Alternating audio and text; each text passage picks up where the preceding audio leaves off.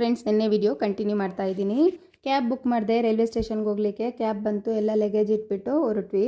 ಹಾಗೆ ಹೋಗಿ ರೀಚ್ ಆದ್ವಿ. ರೀಚ್ ಆಗೋಗಿ ರೈಲ್ವೆ ಸ್ಟೇಷನಲ್ಲಿ ಮಳೆ ಅಷ್ಟೊತ್ತಿಗೆ ಟ್ರೈನ್ ಬಂತು. ಎಲ್ಲ ಹೋಗಿ ಟ್ರೈನಲ್ಲಿ ಕೂತ್ಕೊಂಡು 3:30 ಆಗಿತ್ತು. ಹೊಟ್ಟೆ ಹಸು, ಎಲ್ಲ ಊಟ ಮಾಡಿಬಿಟ್ಟು ಸ್ನ್ಯಾಕ್ಸು ಮಾವಿನಕಾಯಿ ಎಲ್ಲ ತಿಂದ್ಬಿಟ್ಟು ಅವ್ರವ್ರು ಸೆಟ್ಲಾದರು. ನಾನಂತೂ ಔಟ್ಸೈಡ್ ನೋಡ್ಕೊಂಡು ಬರ್ತಾಯಿದ್ದೆ. ನಮಗೆ ಚೆನ್ನೈ ಅಂದರೆ ತುಂಬ ಇಷ್ಟ. ಯಾಕೆಂದರೆ ನಮ್ಮ ಮಾವನ ಮನೆ ಸೈಡ್ ಫ್ಯಾಮ್ಲಿ ಎಲ್ಲ ಅಲ್ಲೇ ಇರೋದು.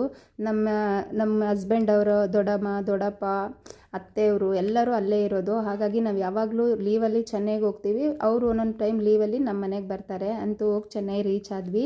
ನಮ್ಮ ದೊಡ್ಡತ್ತೆಗಂತೂ ಫುಲ್ ಖುಷಿ. ಟೀ ಮಾಡ್ಕೊಂಬಂದು ಕೂತ್ಕೊಂಡು ಮಾತಾಡ್ತಾಯಿದ್ರು. ಎಲ್ಲ ಅವರು ಎಷ್ಟು ಪ್ರೀತಿಯಿಂದ ನೋಡ್ಕೊತಾರಂದರೆ ಅಷ್ಟು ಖುಷಿ ಆಗುತ್ತೆ. ಮತ್ತೆ ಮತ್ತೆ ಹೋಗಬೇಕು ಅನಿಸುತ್ತೆ.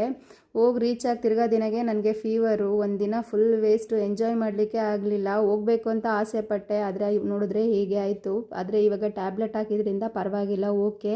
ಹಲಸಿನ ಬಡ್ಕು ಬಿರಿಯಾನಿ ಮಾಡಿದ್ರು, ಡಿಫ್ರೆಂಟಾಗಿತ್ತು, ಸೂಪರಾಗಿತ್ತು. ನಾಳೆ ವಿಡಿಯೋದಲ್ಲಿ ನೋಡೋಣ. ಬಾಯ್.